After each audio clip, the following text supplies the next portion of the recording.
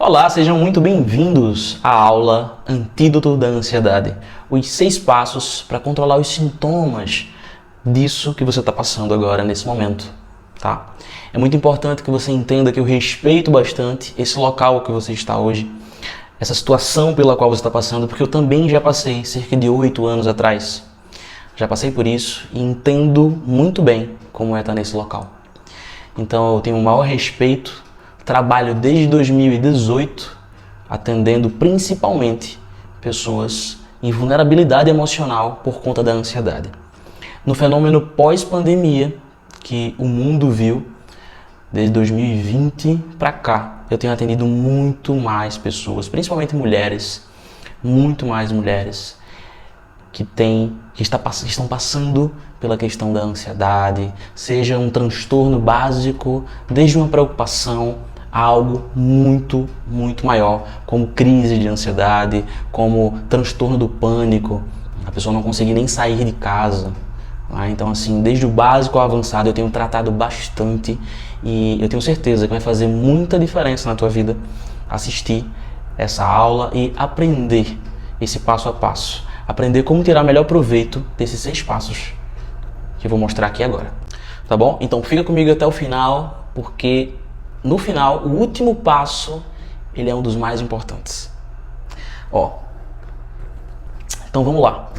Primeiro de tudo, o que é ansiedade? É muito importante que você saiba que não é uma frescura e que você está passando por algo que é normal. Não é natural, mas é normal, tá? A gente vai conversar melhor sobre isso. O que acontece? Aqui são várias definições da OMS, a Organização Mundial de Saúde, que passam desde preocupações, tensões, medos, até chegar a pavor depois de uma situação difícil, taquicardia, coração acelerar, né? A respiração ficar ofegante. Então tem muitas e muitas coisas. Por mais que você ache que você está sendo agraciado com alguma coisa, ou até o contrário dessa palavra, que eu não gosto nem de falar, mas por mais que você ache que você está sendo sorteado com isso, não. É algo que pode acontecer a qualquer ser humano, tá? Então a ansiedade é algo que pode acontecer a qualquer ser humano. Por quê? Vamos ver a primeira dica aqui, para a gente poder entender.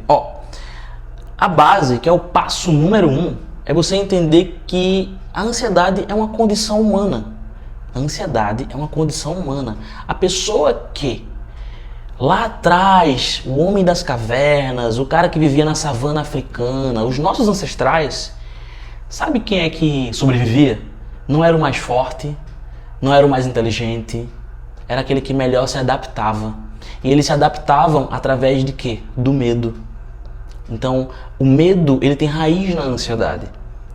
E aí, por que eu estou falando tudo isso? Porque o nosso ancestral, aquele que conseguia sobreviver, aquele que conseguia permanecer vivo a maior parte do tempo e conseguia procriar, levar adiante a sua espécie, a nossa espécie, né? Tanto a sua família ali que vivia naquela caverna, quanto a espécie humana. Era aquele que estava olhando tanto a caça, o que ele ia levar de comida para casa, para sua caverna, para o seu local, que ele estava abrigado. Ele estava olhando a caça, mas ele sabia que ele também era uma caça. Era esse cara que ficava vivo. Não era aquele que ficava contemplando o belo, não era aquele que olhava o pôr do sol. Hoje a gente pode fazer isso. Mas o nosso cérebro, ele não evoluiu. Ele é o mesmo cérebro daquela época. A gente evoluiu como espécie, mas o cérebro é o mesmo. Principalmente o cérebro reptiliano, que é o cérebro responsável por a gente lutar ou fugir. É o cérebro que mais fica ativo. O cérebro que fica mais ativo no momento de uma crise é o cérebro reptiliano. Tá? E as emoções, elas vêm de maneira descontrolada. Então, reconhecer que é uma condição humana. Como eu falei anteriormente, você não foi o sorteado, não foi a pessoa da vez, a sorteada, não. Isso acontece com muitas pessoas. Isso é mais comum, mais normal do que você pode imaginar. Mais normal do que você pode imaginar. Ok, Raoni, o que é que eu faço com essa informação? Você deve aceitar, entender. Mas você não deve se contentar com isso. Aceitar não significa se contentar. Entenda que você não é o sorteado, você não é a pessoa que simplesmente, essa praga se abateu na minha vida. Pronto, falei, não queria falar, mas falei. Essa praga se abateu na minha vida. Não, isso acontece com muita gente. Isso pode estar acontecendo com você agora, já ter acontecido outras vezes, já aconteceu com pessoas próximas. Isso é mais normal do que a gente pode imaginar. Mas você não deve se contentar com isso. Por isso que vão vir as outras dicas, os outros passos para você aprender a lidar e controlar os sintomas. Ok? Então vamos lá. Segundo, nunca se identificar como uma pessoa ansiosa. Nunca se identificar como uma pessoa ansiosa. O perigo mora aí. Quando você fala que você é uma pessoa ansiosa, você está se identificando como uma pessoa ansiosa. Quando você fala que tem ansiedade, você está trazendo para você um sentimento de posse. É uma palavra que leva à posse. Então você tem ansiedade. Ou então você é ansiosa. Não, você não é. Você está passando por um processo de ansiedade, que pode ser leve ou muito grave. Você não tem ansiedade, você está com ansiedade, ok? Você está passando. Você não é uma pessoa ansiosa, você simplesmente está passando por esse processo. Raoni, por que é tão importante eu não me identificar? Primeiro, palavra tem poder. Segundo, quanto mais você fala, mais você reforça na sua mente, mais você reforça as conexões neurais do seu cérebro de que você é uma pessoa ansiosa. E mais difícil fica de você se afastar. Mais difícil fica de você se distanciar dessa ansiedade. Ok? E eu vou te explicar agora, na prática, como que funciona isso. Como assim esse lance de se identificar? A gente tem que entender os níveis neurológicos, tá? E aí é onde vem a pirâmide dos níveis neurológicos. O que acontece? Quando você fala que... Vou até puxar um pouquinho para cá para você ver melhor. Quando você fala que você tem ansiedade, você está aqui nesse nível neurológico de identidade, tá? Você está no nível, quem eu sou? Uma pessoa ansiosa. Se eu sou uma pessoa ansiosa, então eu estou no nível neurológico de identidade. O que acontece aqui? Abaixo da identidade tem crenças e valores, então você começa a acreditar que você é essa pessoa ansiosa cada vez mais. Quanto mais você fala que é, mais você tem crenças sobre a ansiedade, tá? Quanto mais você fala que é ansiosa, quanto mais você fala que é uma pessoa ansiosa, mais você tem crenças sobre a ansiedade. E você tem valores também, ou seja, coisas que você valorizava antes, você deixa de valorizar. Você deixa de valorizar pelo simples fato de que você agora é uma pessoa ansiosa. Você é uma pessoa ansiosa, então você passa a valorizar coisas que antes você não valorizava. E você passa a desvalorizar coisas que antes você valorizava. Por exemplo, sair com os amigos não é mais importante. Porque sair com os amigos vai me manter em perigo, em alerta. Se eu sair com os amigos eu posso ter uma crise, porque eu sou uma pessoa ansiosa, está no meu nível neurológico de identidade. Então eu não posso sair com meus amigos. Eu deixo de valorizar a minha vida social. Eu começo a ter medo de ir trabalhar, porque eu posso ter uma crise lá, porque eu sofro muita pressão no trabalho, e essa pressão faz com que eu me sinta cada vez mais ansiosa. Então, eu acredito cada vez mais, aqui, crença e valores, acredito cada vez mais que se eu sofrer pressão no trabalho, eu vou me tornar cada vez mais ansiosa. E o que acontece? Eu começo a valorizar ficar em casa, porque se eu sair eu posso ter uma crise. Por quê? Porque eu acredito nisso, crenças e valores. E aí, o que acontece? A minha capacidade ela é reduzida. As direções e estratégias que eu tomo na vida normalmente, elas vão ser reduzidas. Por que elas vão ser reduzidas? Porque eu acredito que eu tenho ansiedade. Eu acredito que eu sou uma pessoa ansiosa. Então, a minha capacidade reduz. A minha capacidade reduz bastante. Eu não consigo fazer mais o que eu fazia antes. Eu tenho medo de sair à rua. Eu tenho medo de, enfim, várias coisas. E aí o meu comportamento, ele já está ligado completamente às minhas capacidades. Eu vou me comportar totalmente diferente. Totalmente diferente. As minhas ações e reações vão ser ações e reações de uma pessoa ansiosa. Entende a importância de você não falar que você é uma pessoa ansiosa? O seu comportamento vai ser completamente diferente de uma pessoa que não se identifica como ansiosa, que sabe que está apenas passando por um processo de ansiedade. E o ambiente? O ambiente ele se limita ao seu quarto, se limita à sua casa, se limita a ir para o trabalho e voltar, porque você tem muito medo de algo acontecer. O ambiente ele se limita muito. O ambiente ele vai ficar limitante. E você vai começar a frequentar outros ambientes, como clínica, como psicólogo, psiquiatra, hipnoterapeuta, fazer exames porque você acha que tem problema no coração. Então, o comportamento da ansiedade vai fazer com que os seus ambientes sejam outros completamente diferentes, tá? Então, por isso que você não deve nunca se identificar como uma pessoa ansiosa. Você deve aceitar, mas nunca se contentar, por conta dessa pirâmide que eu acabei de explicar para vocês, tá bom? Vamos para o próximo passo? E o próximo passo é ter cuidado com as histórias que você conta para você. Ter muito cuidado com as histórias que você conta. Porque uma coisa é o que aconteceu. Outra coisa é como você reage àquilo que aconteceu com você. E uma terceira coisa é a forma que você conta essas histórias do que aconteceu. Então, muitas vezes, algo aconteceu na tua vida. Vamos supor, você passou por um assalto. E aí, você revive essa história várias e várias e várias vezes. Você conta essa história como a causa.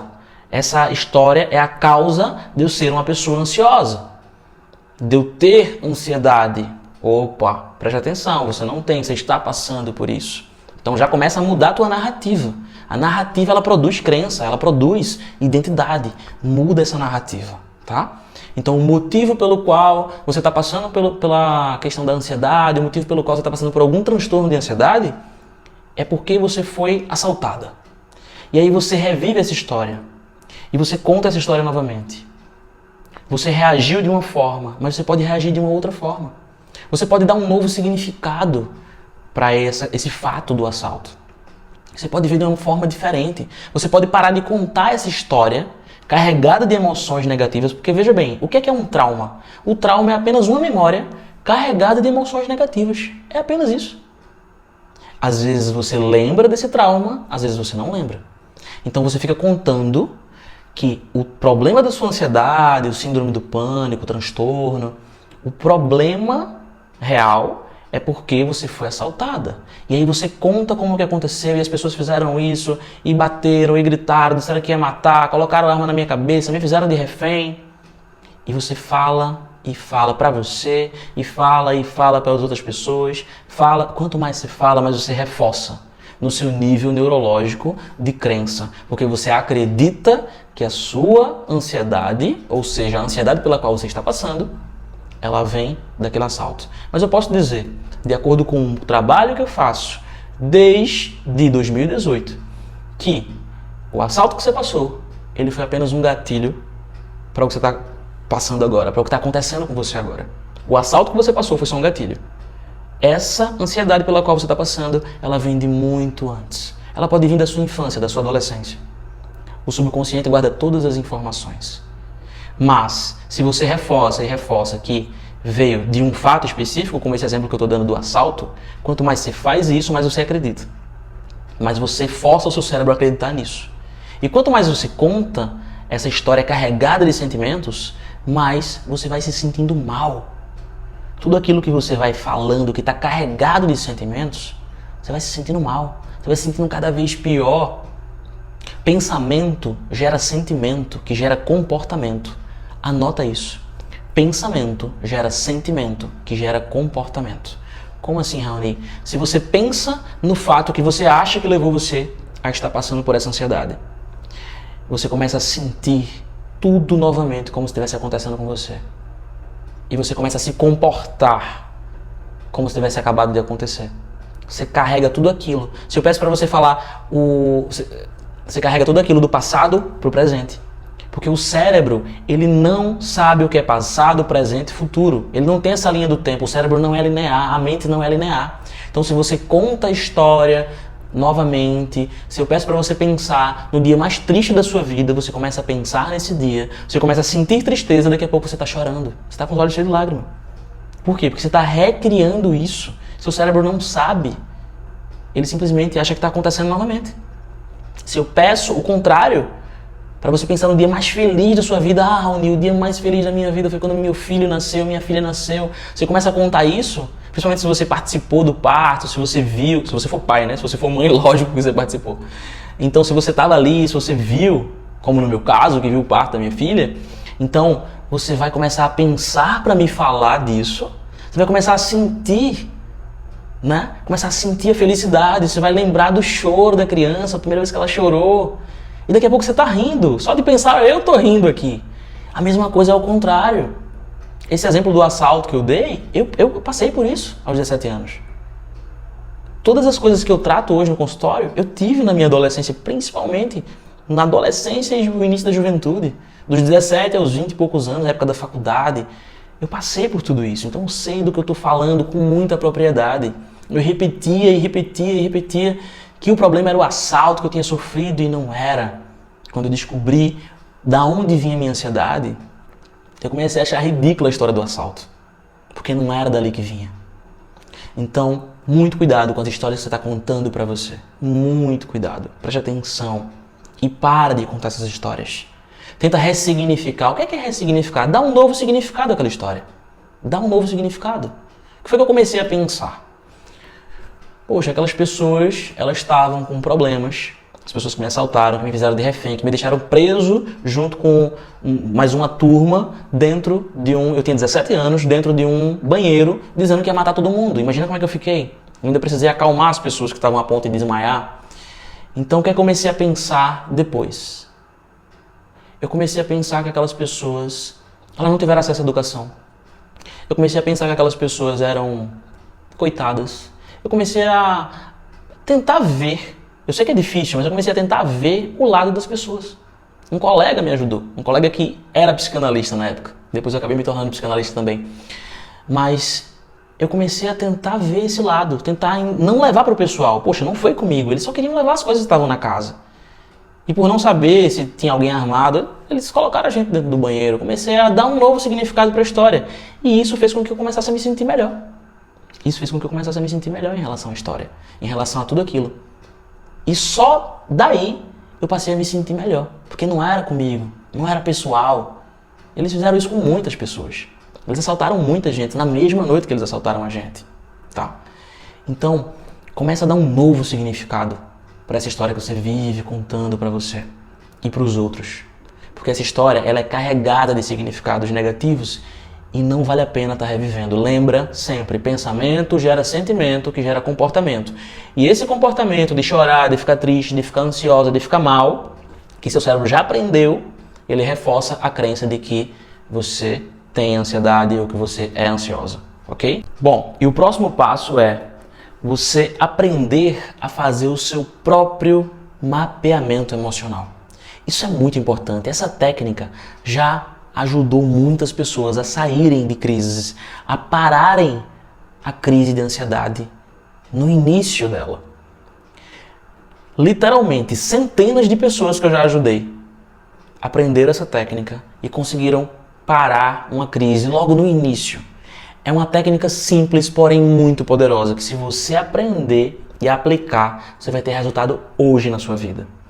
Para tudo, nós temos método. O nosso cérebro, ele cria métodos para tudo. Então existe uma receita, existe um passo a passo para você entrar numa crise de ansiedade. Existe um passo a passo para você ficar sem dormir. Existe um passo a passo para você começar a se preocupar com alguma coisa, tá? Se preocupar com alguma coisa. Então, o que é que acontece? Vamos para um exemplo prático. Atendi uma pessoa, uma mulher, que sofria de crises fortíssimas de ansiedade. E aí, eu comecei a questionar, conversar com ela, para a gente criar esse mapa. E comecei a pedir para ela olhar para o dia a dia dela. As crises dela vinham, entre aspas, do nada, ela não sabia, não tinha um momento específico. Tanto faz assim a crise acontecer, no caso dela, quando ela estava indo para o trabalho, no ônibus, ou quando ela estava no trabalho, ou quando ela tinha acabado de acordar, antes dela dormir, não interessa. Não interessa. A qualquer momento poderia vir a crise. Existia uma explicação no subconsciente dela para isso, tá? Mas ela não sabia até tratar completamente comigo. E aí eu não vou entrar nessa questão mais a fundo. Isso aí fica para uma outra aula. O que acontece? A crise vinha a todo momento. A sua pode ser que venha de uma maneira mais pontual, de uma maneira mais específica. Minha crise vem sempre que eu penso em sair de casa. A crise que eu estou passando ou a preocupação sempre vem quando eu preciso fazer uma viagem. Ou então quando eu penso em ir para o trabalho, na pressão que eu vou sofrer no trabalho. Bom, se você já sabe da onde vem, melhor ainda. Você vai fazer um mapeamento somente daquele momento. No caso dessa pessoa, vinha em todos os momentos, em qualquer momento do dia a dia. Era aleatório, tá? Então o que acontece? Pedi para ela pegar papel e caneta e a gente começou a criar esse mapa. Aí eu perguntei, fulana, o que é que vem primeiro? Se você tivesse que fazer uma receita de bolo e ela era dessa área gourmet, dessa área de confeitaria, eu perguntei, se fosse uma receita de um bolo, de um doce que você ia fazer, como que é o passo a passo? Você sabe como fazer, né? Sei. Tá, e se fosse a mesma coisa, uma receita, coloquei no mundo dela, entrei no mundo dela, na linguagem, né? Eu utilizei a PNL para entrar no mundo dela, né? Utilizei a PNL para entrar no mundo dela e começar a me comunicar de uma maneira que ficasse claro para ela. E aí ela falou para mim, tá, se fosse uma receita eu saberia fazer. Ok, e se for uma receita de como você entra nessa crise tão forte de ansiedade? O que é que vem primeiro? Qual o primeiro ingrediente dessa receita? E aí ela falou, Raoni, primeiro vem o coração acelera, meu coração acelera e eu começo a ficar aperreada. Aí eu falo, tá, ok, o coração começa a acelerar. E depois a respiração, ela começa a ficar ofegante. Eu começo a puxar o ar e ele não vem. Aí eu digo, tá bom, ok.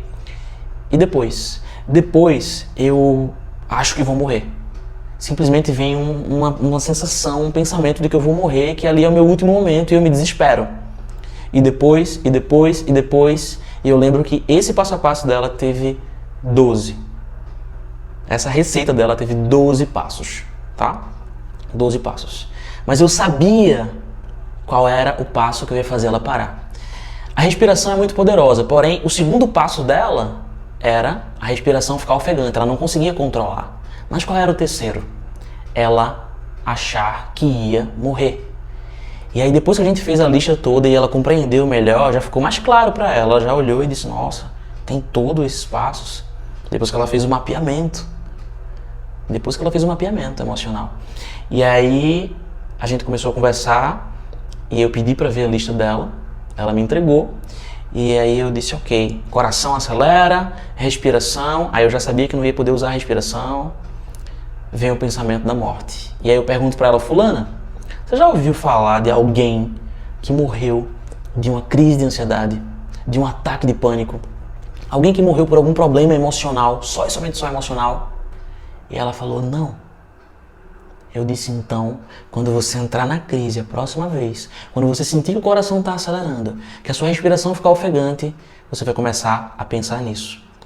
E, para minha surpresa, essa foi uma das primeiras pessoas que eu ensinei a fazer o mapeamento emocional. Para minha surpresa, no mesmo dia ela falou para mim, Raoni, a técnica que a gente fez foi muito bacana, que no final de cada sessão eu faço uma técnica e ela saiu muito bem. E ela disse, eu senti uma pontadinha do coração acelerar. Mas eu vou te dizer, eu nem esperei a respiração ficar ofegante. Eu já comecei a lembrar do que você me falou. Que ninguém morre de uma crise de ansiedade. Que ninguém morre de ataque de pânico. Que tá tudo bem com o meu coração. E realmente estava. Ela trouxe exames.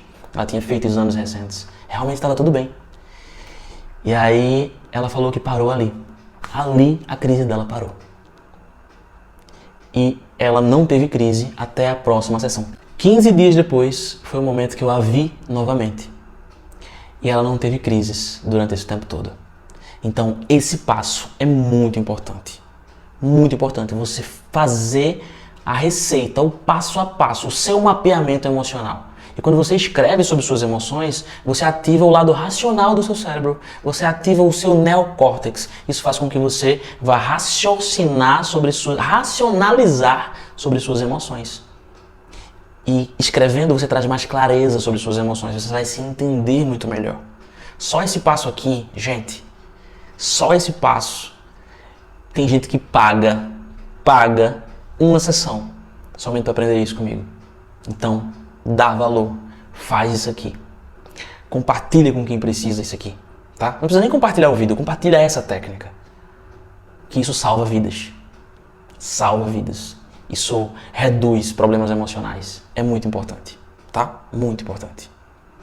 Vamos pro próximo passo? Vamos lá.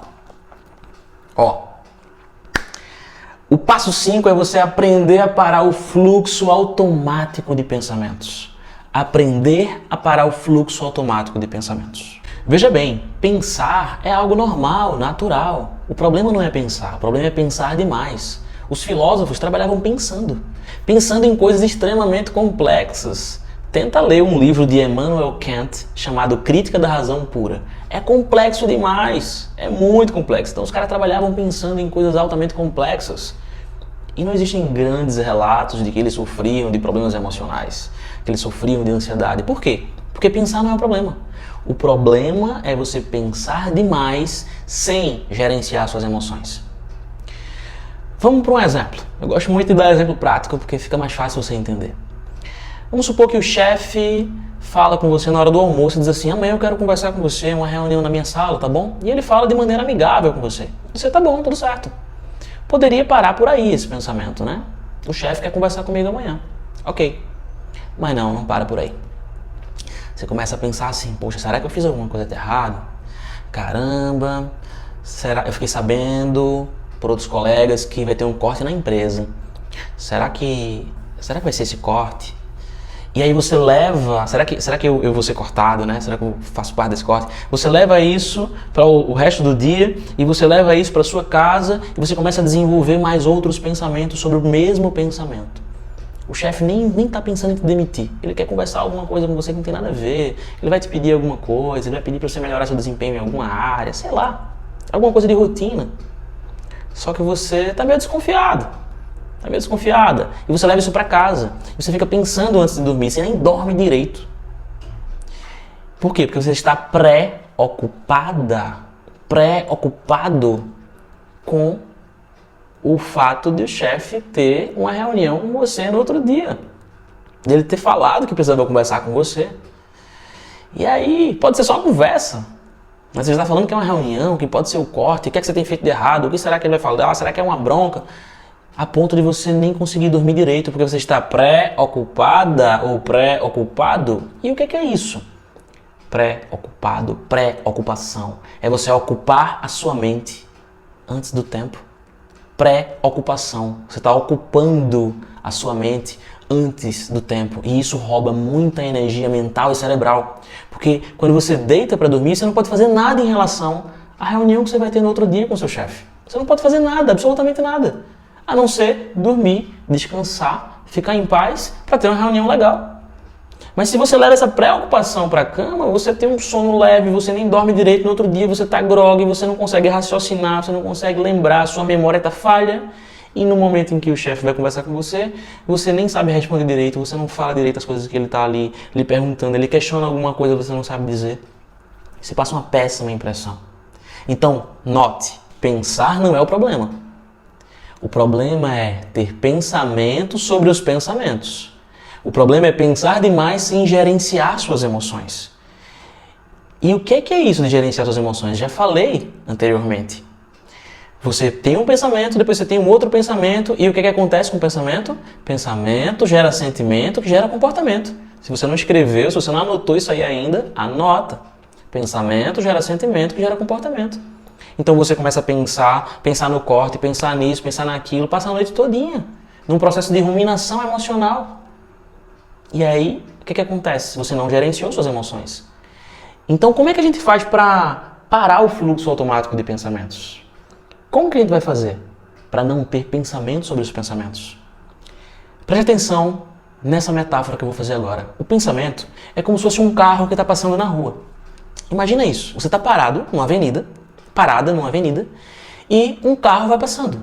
Esse carro vai passando, você vai observando esse carro, e aí você pensa assim, ó, isso é o exemplo da pessoa que eu acabei de falar aqui, que vai ter uma reunião com o chefe, tá? Passa um carro vermelho, essa pessoa olha, isso é o pensamento. O carro vermelho é o pensamento. Tá passando aqui, ele olha para o carro, esse indivíduo olha para o carro, e ele começa a pensar assim, existe carro dessa marca e desse modelo vermelho? Nunca tinha visto, não que eu me lembre. Agora, interessante, o cara estava dirigindo sem cinto. Tinha um monte de criança atrás. Que irresponsabilidade, né? e o carro já foi. O carro nem na avenida tá mais. O carro já virou lá na frente, o cara nem tá vendo mais. Você nem tá mais vendo o carro. Ele tá, poxa, mas será que tem muita... Eu acho que tem até mais gente no carro. O carro só é 5 lugares, deve ter umas 7. Por conta das crianças que estavam atrás, é uma bagunça. Se ele dá um freio, uma criança daquela vai, voa, pode bater no para-brisa, pode bater o rosto ali, não sei o que e tal. Caramba, que responsabilidade. Se ele parar, pode ser multado. Mas se esse cara for pegar a estrada, pode ser que uma coisa bem pior aconteça. O cara chega no destino dele, ele viaja. Daqui a 2 horas, você tá pensando ainda. Chega à noite, isso é de manhã, chega à noite você tá pensando ainda. O cara já chegou no destino dele, com todo mundo, tá todo mundo bem, ele já tá dormindo e você tá acordado pensando, meu Deus, será que eles chegaram? Será que chegaram no destino deles? É exatamente assim. Faz sentido você parar e ficar filosofando, analisando, se preocupando com o carro que passou na rua? Com o que aconteceu, o que deixou de acontecer? Não tô falando pra você não ser uma pessoa empática, pra você olhar e não se preocupar e tal. Você pode até olhar, se preocupar, mandar boas energias, desejar que cheguem bem. Tudo bem, não estou falando isso. Mas faz sentido, tem lógica você levar essa situação do carro passando, que você viu de manhã, você levar essa situação para sua cama à noite e continuar pensando nela? Não, né? E por que que faz? Por que que faz em relação à reunião ao chefe? Ah, Raoni, porque a reunião ao chefe é um negócio que tem tudo a ver comigo e tal, então... Ok. É porque pode ser que eu seja demitida, ok. Mas... é a mesma situação, é o mesmo fluxo de pensamentos. Você está tendo pensamentos sobre os pensamentos. Do mesmo jeito que não faz sentido, que é até engraçado parar para pensar que você viu o carro de manhã e está ainda à noite, enquanto todo mundo que estava no carro está dormindo, você está preocupado se eles chegaram bem. Da mesma forma, o chefe está dormindo à noite, seus colegas estão dormindo à noite, e você está preocupada ou preocupado com uma simples situação dele ter dito, vamos conversar amanhã, preciso conversar com você amanhã, em algum horário do expediente, sabe? Então, o que é que você vai fazer? Você vai começar a prestar atenção nos pensamentos repetitivos que você tem. E você vai tentar, ao máximo, se esforçar para parar nesse primeiro ou no segundo pensamento. Quando você perceber que você está tendo pensamento sobre os pensamentos, você vai dizer, opa, cancela aí. Cancela esse pensamento. E tem técnica para cancelar pensamentos, tá? O pensamento, essa aí nem estava aqui no script, mas eu vou dar de bônus aqui também. Ó, o pensamento, ele sempre vem acompanhado de uma imagem. Digamos que veio o primeiro pensamento. Geralmente eles são repetitivos, os pensamentos negativos, né? Digamos que veio o primeiro pensamento. Você vai fazer o seguinte. Você pode fechar os olhos ou pode fazer de olhos abertos. O primeiro pensamento veio e você não quer ter pensamento sobre ele. Ter pensamentos sobre esse primeiro pensamento que veio. Você vai imaginar um X vermelho na imagem desse pensamento. O pensamento veio, você imagina uma tela aqui com esse pensamento. Aí você vai, marca um X vermelho, joga pro lado e diz assim, tá cancelado. Você pode fechar o olho, respirar. Pensamento veio, marca um X vermelho, joga pro lado. Pode ser pro lado de cá, tanto faz. Marca o X vermelho, joga pro lado, fala, tá cancelado. Se você não puder fazer isso em voz alta, se você não puder fechar o olho, faz de olho aberto, imagina ele, X vermelho, fala ou baixinho ou mentalmente, tá cancelado. Faz isso, repete isso. É simples, parece bobo, mas é muito, muito eficaz para você parar logo no primeiro pensamento, tá? Logo no primeiro pensamento. Nem ia vir essa dica, eu ia dizer para você prestar atenção e quando você tivesse pensamento sobre os pensamentos, você começar a, opa, parar por ali. Pensar no carro vermelho passando e dizer, não, não faz sentido. É só um carro passando, deixa ele ir embora, tá? E isso é uma analogia que eu utilizo muito nas turmas de meditação. Também sou professor de meditação. E aí eu utilizo muito essa analogia para fazer com que as pessoas parem de pensar ou que diminuam o fluxo de pensamentos durante a meditação. Tá? Mas vamos para o próximo passo. E antes de passar para o próximo passo, eu gostaria de reforçar essa mensagem com você. Se você ainda não anotou, essa é a hora, esse é o momento. Pensamento gera sentimento que gera comportamento. Tá? Pensamento gera sentimento que gera comportamento. Show? Anota aí, não esquece disso mais nunca. Isso é uma premissa da programação neurolinguística. Isso é um pressuposto que é muito importante. Muito importante. Tá? Quanto mais comportamento você tem, mais crença você gera e mais você pode ou não levar para o seu nível de identidade, tá bom? Então lembra sempre disso. E aí, passando para o próximo passo, é a questão de você reaprender a respirar. Todos nós precisamos reaprender a respirar. O que acontece? Existe uma forma natural do nosso corpo agir, reagir às situações estressantes do dia a dia. As situações que têm alguma questão emocional. Como, por exemplo, quando a gente tem uma notícia boa e que a gente estava meio tenso por conta daquela coisa. Será que vai acontecer? Será que não vai? E aí vem aquela notícia bacana e aí você respira aliviado. Como é que você respira aliviado? Você solta o ar, né? Seja pela boca, seja pelo nariz, você solta o ar. Você entra numa fisiologia corporal de soltar os ombros. Provavelmente você está com o ombro tenso, se você está aí assistindo sentado, no sofá, alguma coisa desse tipo. Sentado na cama, um pouco encostado ali, você deve estar com o ombro tenso. Relaxa os ombros, não tem pra que ficar com o ombro tenso. E aí, você, da mesma forma que você solta o ar quando você se alivia, em relação a alguma notícia, alguma coisa ali que você queria muito, da mesma forma, quando alguém te estressa, ou quando você se estressa por algo que alguém fez, que é o termo correto, que é a forma correta, da mesma forma, quando você se estressa com alguma coisa, alguém falou alguma coisa que você não gostou, você respira fundo, né? Você acha que você faz isso porque você quer? Teu cérebro, que é um dos órgãos que mais consome oxigênio e energia no teu corpo, ele tá precisando disso para pensar. E aí é por isso que você respira fundo naquele momento, para você não agir de uma maneira que você vai se arrepender depois. Porque nos primeiros segundos de tensão, de estresse, de raiva, nos primeiros segundos de emoções negativas, de tensão, nós cometemos os maiores erros das nossas vidas. A emoção é passageira, mas a decisão, o erro, ele é para sempre, tá? Então por isso que o teu cérebro já tem isso instalado de fábrica. Ele já vai, falou alguma coisa que eu não gostei, eu já respiro fundo pra não responder no mesmo tom, ir lá esganar aquela pessoa, né? E além disso, além dessas duas questões naturais, a tecnologia mais potente que existe para ativar o sistema parasimpático é a respiração. O sistema parasimpático, ele é aquele da calma, da tranquilidade. É ele que aquieta o sistema nervoso.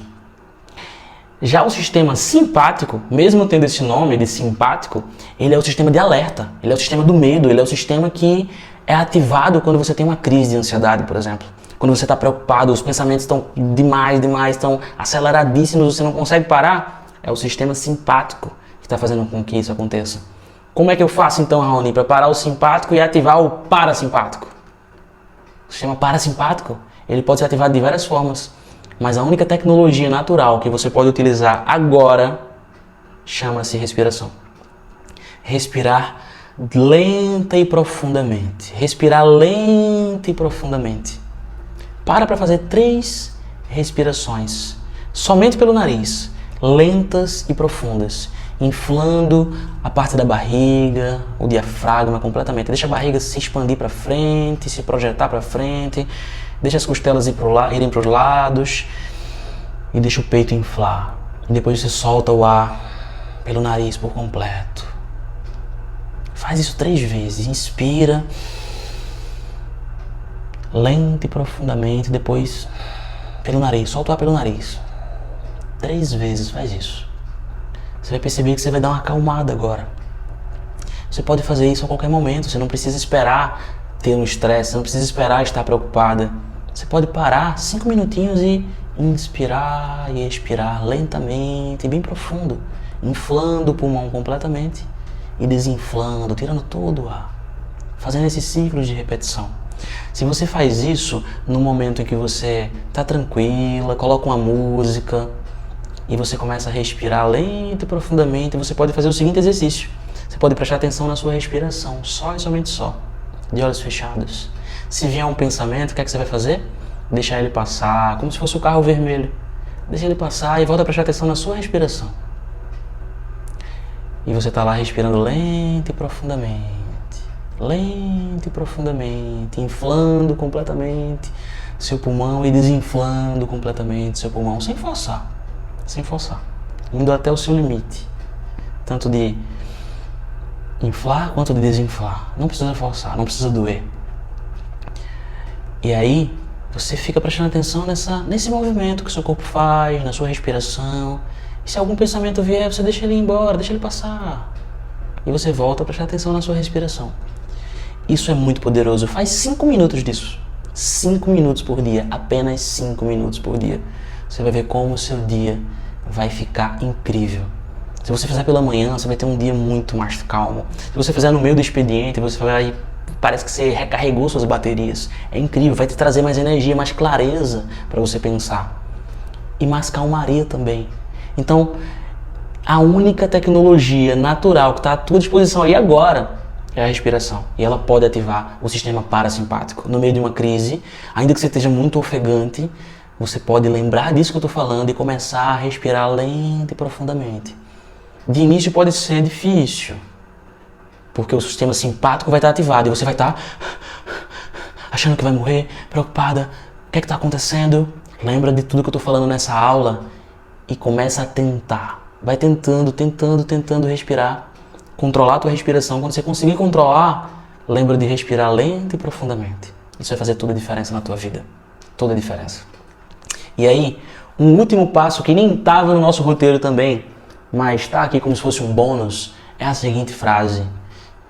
Dita por um cara muito sábio, Raoni Mello, tal de Raoni Mello. Por que essa frase está aí? Porque a maioria das pessoas que estão sofrendo com ansiedade nesse momento, estão passando por problemas de transtorno de ansiedade ou do pânico, elas têm muita mania de controle, elas querem controlar tudo à sua volta. Elas querem controlar tanto que elas acabam procrastinando em várias coisas que elas não conseguem controlar. E você tem que focar naquilo que você tem controle. Se muitas vezes a gente foca no que a gente tem controle e mesmo assim a gente não consegue ter bons resultados, imagina a gente focar no que a gente não tem controle. Imagina focar se está chovendo ou fazendo sol. Imagina focar no comportamento do seu marido, no comportamento do seu filho, no comportamento do chefe, no comportamento da amiga. Então, quanto mais você quanto mais você se esforça para controlar o outro, a frase é minha, mas eu esqueci. Quanto mais você se esforça para controlar o outro, mais você perde o autocontrole. Quanto mais você tenta controlar o outro, quanto mais você se esforça para controlar o outro ou as situações, mais você perde o controle de si mesmo, de si mesma, tá? Então, presta bastante atenção nisso. Espero que tudo que você viu aqui, você coloque em prática. Espero que essa aula te ajude bastante. E se você puder, dá o teu like, compartilha isso com pessoas que estão precisando bastante. E lembra, conta comigo. Tanto na aba da sobre, aqui do canal, quanto aqui embaixo, eu vou deixar minhas redes sociais, vou deixar tudo bonitinho. Você pode entrar em contato comigo a qualquer momento, tá bom?